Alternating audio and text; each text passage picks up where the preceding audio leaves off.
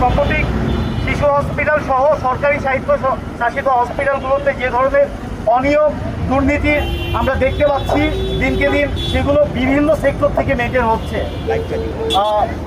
কোনো না কোনো রাজনৈতিক ছত্রছায়া দেখিয়ে এই ধরনের মানে কার্যকলাপগুলো পরিচালনা করে থাকে এই সিন্ডিকেটগুলো।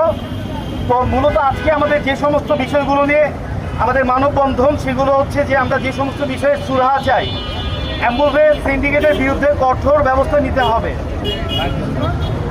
এই অ্যাম্বুলেন্স সিন্ডিকেটগুলো এই সরকারি স্বায়ত্তশাসিত হসপিটালগুলোতে আসা গরিব রোগীদের যখন সিট থাকে না, তখন তাদেরকে প্রাইভেট হসপিটালে 14,000 টাকার বিনিময়ে কল হিসেবে বিক্রি করে থাকে। 14,000 টাকা যদি একটা গরিব মানুষের কাছ থেকে কল হিসেবেই নেয়, তখন ওই প্রাইভেট হসপিটাল কি পরিমাণ ওই রোগীর কাছ থেকে বিল করতে পারে, এইগুলো আমরা কিভাবে মানে গ্রহণ করতে পারি এই বিষয়গুলো। তারপর পরবর্তী বিষয় হচ্ছে যে সরকারি হসপিটালের দামি মেশিনারিজ ত্রুটি দেখানোর কারণে অনেক রিপোর্ট প্রাইভেট হসপিটাল থেকে অনেক টাকার বিনিময়ে রিপোর্টগুলো বের করতে হয়।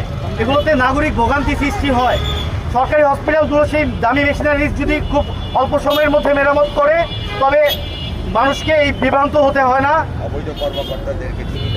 অবৈধ কর্মকর্তাদেরকে চিহ্নিত করতে হবে। এর জন্য টাকার বিনিময়ে রোগী বিক্রি বন্ধ করতে হবে।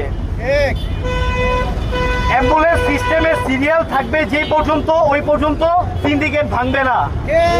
এই সিন্ডিকেট ভাঙার জন্য এই সিরিয়াল ভাঙতে হবে। সাপোজ আমি একজন রোগীর পেশেন্টের যদি আত্মীয় হই, আমি যদি একটা অ্যাম্বুলেন্স নিতে আসি, আমি দর দামাদামি করে যেখানে কম পাবো সেখান থেকেই নিব। কিন্তু এখানের ক্ষেত্রে পরিচালনা হয় যে সামনে থাকবে তাকেই আমার নিতে হবে। এখন সে যদি 10,000 চায় 10,000, সে 15,000 চাইলে 15,000, এরকমভাবে মানে আলটিমেটলি আমাদের জনসাধারণকে ওরা জিম্বি করে জবাই করে দেয় আর কি এই সমস্ত সিন্ডিকেটরা। অসহায় রোগী যেতে পারছে না, বিদায় এই সিন্ডিকেটের কালো হাত ভেঙে দাও, ঘুরিয়ে দাও। অ্যাম্বুলেন্সের সিন্ডিকেট ভেঙে দাও, ঘুরিয়ে দাও। আমরা দলমত নির্বিশেষে সিন্ডিকেটের কালো হাত ভেঙে দিতে চাই এবং জনসাধারণের জীবনকে আরো স্বচ্ছ করতে চাই, স্বচ্ছ করতে চাই। আসসালামু আলাইকুম।